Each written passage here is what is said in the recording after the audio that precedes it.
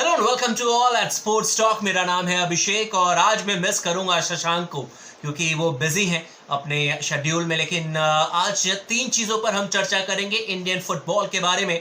सबसे पहला ये है कि प्रतीक चौधरी इंडियन सुपर लीग में मुंबई सिटी एफसी के लिए खेलते हुए नहीं दिखेंगे। ये पहली खबर है, इस पर मैं आपको पूरे डिटेल में बताऊंगा। दूसरी खबर बहुत इंपॉर्टेंट है ये भी संदेश झिंगन के बारे में, क्योंकि मैंने इससे पहले जो वीडियो बनाया था and I have already told you about this कि Sandesh Jhingan might play for some European league और यूरोपियन इनफैक्ट क्लब, क्योंकि उनका इंटरेस्ट है। और उन्होंने कहा भी है इनफैक्ट कि देश का हर एक बच्चा यूरोप के लीग्स में खेलना चाहता है।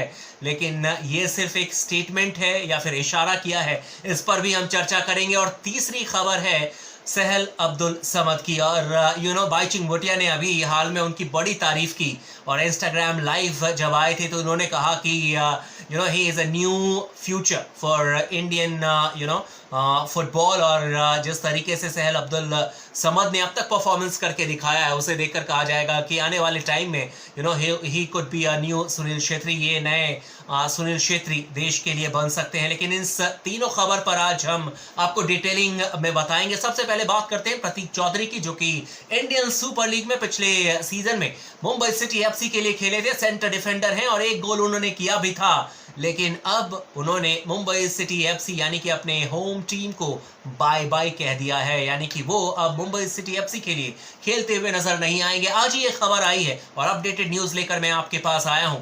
और उन्होंने कहा कि हालांकि अपने home team Mumbai city FC में खेलते हुए उन्होंने बहुत कुछ सीखा है और बहुत उनको मज़ा आया। एक साल जो फुटबॉल उन्होंने इंडियन सुपर लीग में इस क्लब के लिए खेली है। और उधर से जो मैनेजमेंट है मुंबई सिटी एफसी की, वो भी काफ़ी गुड वर्ड्स लेकर आए थे प्रतीक चौधरी के बारे में। उनका कहना था कि इन्होंने काफ़ी मेहनत की, जितना कर सकते थे क्लब के लिए किए। और बहुत लॉयल खिलाड़ी हैं। हालांकि समझ नहीं आता कि एक साल में ही लॉयल्टी की कहाँ पे बात आती है, लेकिन ये जो चीज़ें होती है फॉर्मेलिटी होती हैं क्लब के जब खिलाड़ी छोड़कर जाते हैं तो इस तरीके की बातें होती है। एंड गुड वर्ड्स होने चाहिए। तो बिल्कुल सही, एक तरीके से दोनों तरफ से अच्छी बात रही। दोनों के मन में कोई एक दूसरे के प्रति क्लब और खिलाड़ी एक दूसरे के प्रति कुछ भी इस तरीके से नेगेटिविटी नहीं है। तो प्रतीक चौधरी का कहना था कि उन्होंने बहुत कुछ सीखा और फ्यूचर में जो सीख उन्हें मिली है वो आने वाले टाइम में इंडियन सुपर लीग में जिस भी क्लब के साथ वो खेलेंगे वहाँ पर 100% वो एक्सपीरियंस काम आएगा। और वहीं पर मुंबई सिटी एफसी की जो मैनेजमेंट है उन्होंने भी उन्हें ऑल द बेस्ट कहा है और कहा है कि in future also we could work together, यानी कि भविष्य में भी हम लोग साथ में काम कर सकते हैं। दूसरी खबर पर अब बात करते हैं और वो है संदेश झिंगन के बारे में। और कुछ दिन पहले मैंने आपको बताया था कि संदेश झिंगन केरला ब्लास्टर्स के साथ जो 2014 से 2020 तक केरला ब्लास्टर्स के लिए खेले थे। हालांकि 19-20 सीजन में इंजरी की वजह से वो खेल नहीं पाए थे और उन्होंने केरला ब्लास्टर्स को अंत में छोड़ दिया।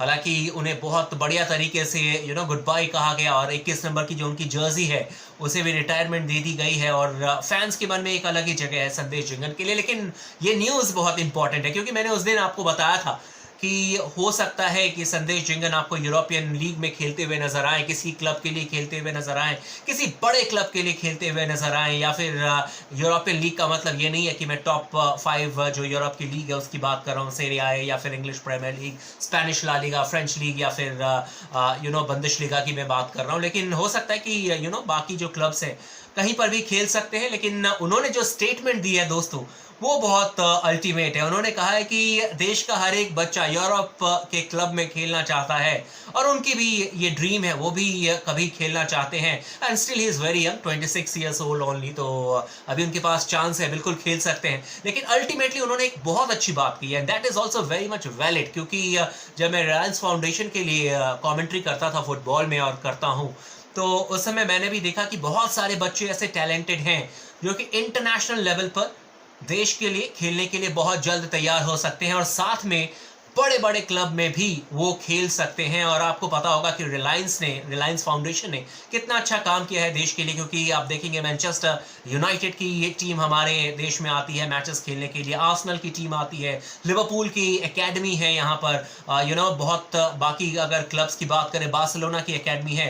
तो इस तरीके से अब इन्वेस्टमेंट भी बाहर से आने लग गया है और ऐसे में इंडियन फुटबॉल का जो डेवलपमेंट है वो यकीनन हो रहा है। लेकिन संदेश झिंगन का जो स्टेटमेंट था वो एक तरीके से कहा जाए इशारा है कि संभवतः वो अगर पेंडेमिक की वजह से ज़्यादा परेशानी ना हुई तो बाहर के लीग में खेलते हुए नजर आ सकते हैं। हालांकि अभी वो हॉट फेवरेट खिलाड़ी हैं इंडियन सुपर लीग के आने वाले सीजन में, और कौन नहीं चाहेगा उन्हें खरीदना। इस पर मैंने ऑलरेडी आपको एक्सप्लेन कर दिया था इस वीडियो में कि क्यों इतना इंपॉर्टेंट है संदेश झिंगन को किसी भी टीम की तरफ से खेलना, और एक तरीके से वो लॉटरी है इस समय, जिस क्लब में भी जाएंगे वहां पर सबसे इंपॉर्टेंट खिलाड़ी बन सकते हैं। और तीसरी खबर है सहल अब्दुल समद को लेकर, क्योंकि ये भारत के फ्यूचर है, नो डाउट अबाउट। और बाइचिंग भूटिया ने अभी जो इंस्टाग्राम लाइव कर रहे थे उसमें उन्होंने बताया भी कि सहल अब्दुल समद जो हैं वो सुनील छेत्री की जगह ले सकते हैं। हालांकि ये बहुत बड़ी बात है,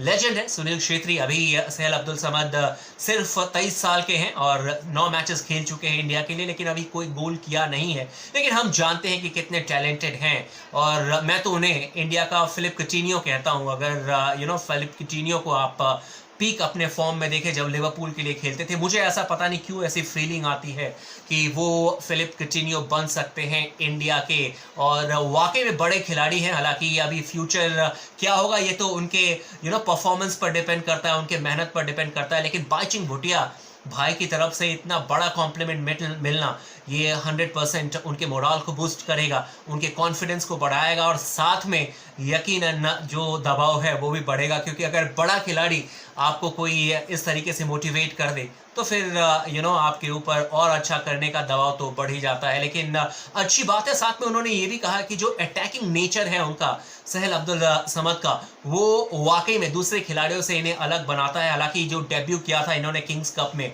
और मेरे ख्याल से if I am not wrong Curacao के खिलाफ ही डेब्यू किया था। इगोर स्टिमैच का वो पहला मैच था एज ए कोच, और उस मैच में डेब्यू किया था। वहां पर भी इन्होंने बहुत बढ़िया परफॉर्मेंस करके दिखाया था, और आई होप कि यार इसी तरीके से यंगस्टर्स भारत के लिए खेलें, अच्छा परफॉर्मेंस करके दिखाएं और अल्टीमेटली अच्छा रिजल्ट मिले। लेकिन मुझे भी अच्छा रिजल्ट चाहिए, क्योंकि मैं इस चैनल को अब दूसरे लेवल पर ले जाना चाहता हूं। दोस्तों पहले मैं इतना सीरियस था नहीं, लेकिन अब मैं रियली बहुत सीरियस हूँ, और मैं चाहता हूँ कि इस चैनल पर हर तरीके की न्यूज़ लेकर मैं आऊँ। साथ में एक और चैनल है हमारा स्पोर्ट्स मंत्रा, मैं और शशांक साथ में काम कर रहे हैं, आपको पता होगा, और उस चैनल को भी आप सब्सक्राइब कर लीजिए, क्योंकि उस चैनल पर भी आपको शशांक और मैं एक से एक बढ़कर न्यूज़ लेकर आएंगे। तो फिर 2 चैनल्स हमारे हो जाएंगे साथ में, और होपफुली कुछ भी न्यूज़ आपके लिए हम मिस ना करें, ये पूरी कोशिश होगी। Signing off, Abhishek Kumar Jha.